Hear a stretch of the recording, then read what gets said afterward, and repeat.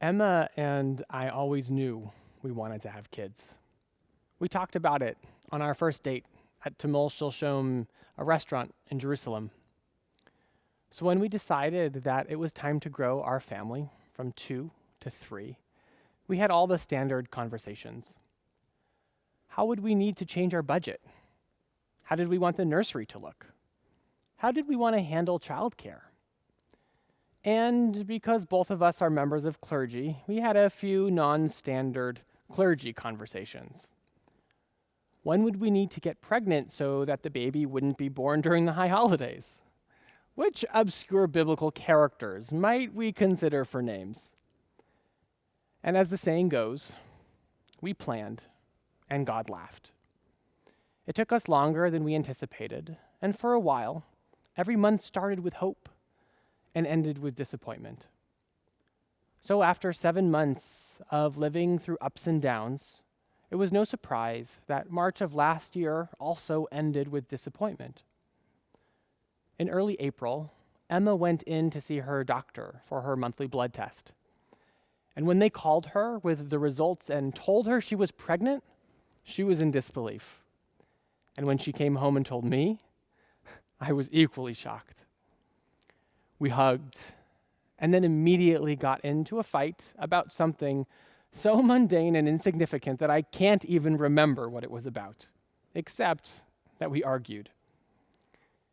Having been excited to have kids since day one, and after 7 months of trying, we thought our first reaction would be of joy and exaltation, but they were not. What happened? What happened was fear. We were excited, but we were also afraid. Afraid because our lives were about to change forever.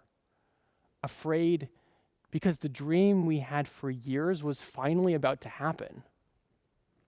Afraid because we were about to be responsible for another human being. And after watching countless pregnancy reveals in pop culture, we were both conditioned to think that the proper response to announcing the possibility of a new child was only to be joyful. So when fear naturally crept in, we didn't know what to do with it. So we fought. Not because either of us did anything wrong, but because that's what fear does. It takes over. It takes over our rational selves.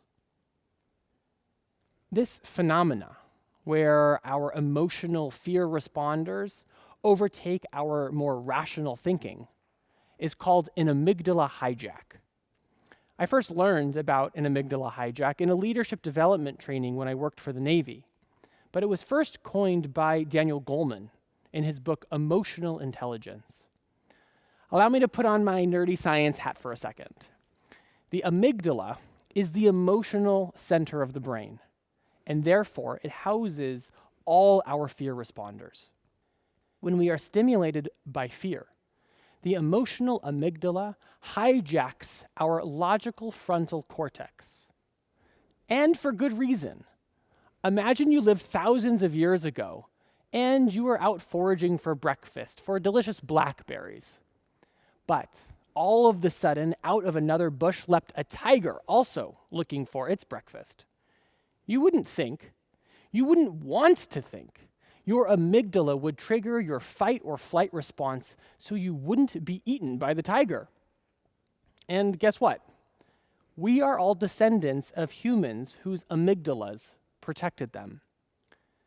The problem is that our amygdalas still try to protect us when we are overcome with fear. Even though there are no tigers trying to eat us in board meetings, no lions preying on us on the 405 freeway, and there were definitely no saber-toothed tigers chasing Emma or me in our home. But because we feel fear, our amygdalas take over and we lose our ability to think rationally. My favorite example of how this works is the way many people act on airplanes. What's the first thing nervous flyers do when they sit down on an airplane? They close the window. Why? Rather than looking out at the beautiful world from a rare vantage point, feeling awe and wonder, because we are afraid that we are going to die, we close the blinds and blind ourselves to the fact that we are 35,000 feet in the air. We don't think, we just react. Shutting a window somehow acts as protection from an unlikely, fearful fate. The irony, of course, is that by literally blinding ourselves to the world, we do not protect ourselves in the slightest, and instead rob ourselves of the majesty that is all around. In addition to our amygdala problems, we have a problem with the English language. We only have one word for fear, but in Hebrew, we have two predominant words for fear: pachad and yirah. The word pachad is best translated as terror or trembling, and is usually associated with fearful events, wrath, or rage, writes Rabbi Audrey Pollack. On the other hand, Rabbi Pollack explains that we should understand yirah as awe. As Jews, we understand pachad and yirah, trembling and awe, as two sides of the same coin. Sure, we tremble a little when we sit in an airplane and feel a bump or two of turbulence, but we also feel wonder and awe when we look down at our planet from 35,000 feet. Right now, we are in the Yamim Noraim, the days of awe between Rosh Hashanah and Yom Kippur. We feel both terror, because we know our lives are at stake, and awe, because of the amazing power each of us has to change, to turn back onto the path of love and righteousness. However, too often when we feel fear, we react with only pachad, terror. We forget about yirah, awe and wonder. Now, I'm not suggesting that there are not truly times for only terror. If you are being chased down by a lion, please don't stand there awestruck by the beauty of the majestic animal. But more often than not, when we feel fear, we feel both pachad, terror, and yirah, awe and wonder. But out of these two responses to fear, our Jewish tradition elevates yirah, awe and wonder above pachad. We call these 10 days the Yamim Noraim, the days of awe, not the Yamim Pachadim, the days of terror. Because during these 10 days, our tradition asks us to think. We have to use our brains to reflect on the past year, to face our truth, not to run and hide. By calling these 10 days the Yamim Noraim, our sages are screaming at us, this is not the time of year for an amygdala hijacking. For our sages, who did not know much about human anatomy, our heart is the seat of knowledge, not our brains. So when fear responders hijack our logical brains and force us into a response of terror, of pachad, they also hijack our hearts. Our theme at Temple Emmanuel this year is Patach Libi, open my heart. But when we enter fight or flight mode, we lose logic and our hearts shut down. Out of fear and terror, we either run to isolate ourselves from others or break into factions and fight. Reflecting on the state of our world today, renowned fear researcher and writer Brené Brown writes, "Any answer to the question, how did we get here, is certain to be complex. But if I had to identify one core variable that drives and magnifies our compulsion to sort ourselves into factions while at the same time cutting ourselves off from real connection with other people, my answer would be fear. Fear of vulnerability, fear of getting hurt, fear of the pain of disconnection, fear of criticism and failure, fear of conflict, fear of not measuring up. Fear. As fear hardens, it expands and becomes less of a protective barrier and more of a solidifying division. It forces its way down into the gaps and tears apart our social foundation, already weakened with those delicate cracks. When she talks about divisive fear, she is writing about pachad, terror. We feel threatened. Pachad takes over. Logic stops. And in an attempt to protect ourselves, we erect barriers of division. We close the blinds to the beautiful world around us and shut our hearts. If pachad closes our hearts, then yirah, opens up our hearts. Our rabbis teach us that yirat Hashem, awe of God, is different from every other feeling we feel towards God. We may honor, love, and be grateful to other people with no diminution to the honor, love, and gratitude that are due to the Holy Blessed One. But this is not the case when it comes to yirat Hashem, awe of God, which is lessened by the awe of others. In other words, we should not fear anything less than God and the values and ethics that reflect God's presence in our lives. That means neither power, embarrassment, anger, anxiety, nor terror should be placed above our spiritual connection with the Holy One and all the manifestations of those connections. For example, our connections with each other. Today we read the Akedah, the binding of Isaac, and find Abraham set to carry out a task that no rational parent would dream of fulfilling, namely sacrificing his child. Rashi teaches that Abraham actually misunderstood God's command, v'ha'alehu sham, explaining that God did not tell Abraham to, quote, sacrifice him, only to, quote, bring him up the mountain. We can understand Abraham's actions with regard to pachad and yirah. Abraham is the victim of an amygdala hijacking. Historically, Abraham lives in a time where child sacrifice is normal.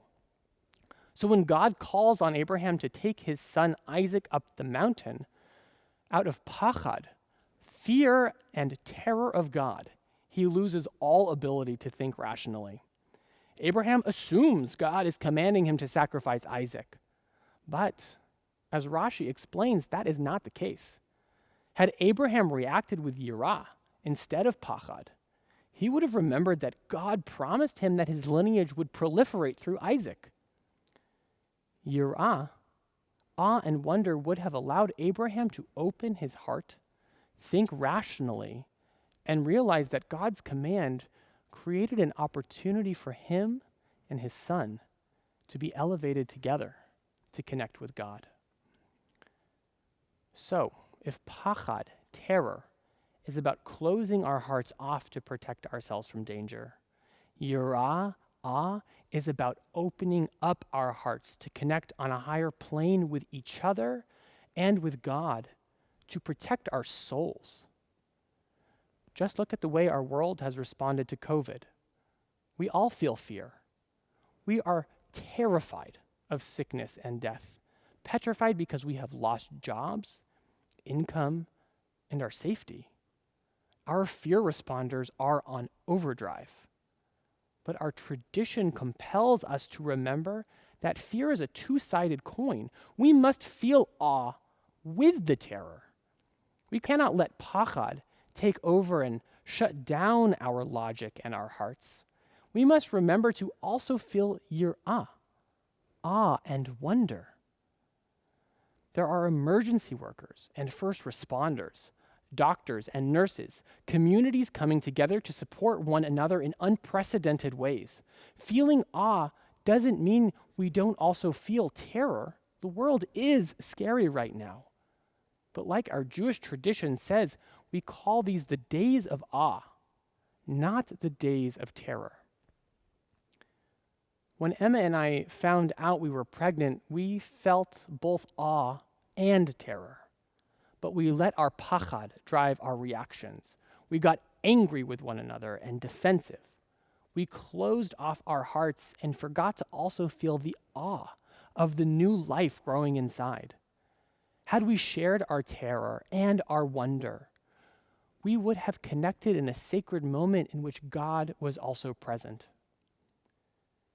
This is part of our work this year during these Yamim Noraim, these 10 days of awe, to feel the weightiness and fear, to feel that our lives are at stake, but not to let put pachad before yirah, to open up our hearts even though it's scary, even though we feel like we are in danger, to preference sacred connection over vitriol and segmentation.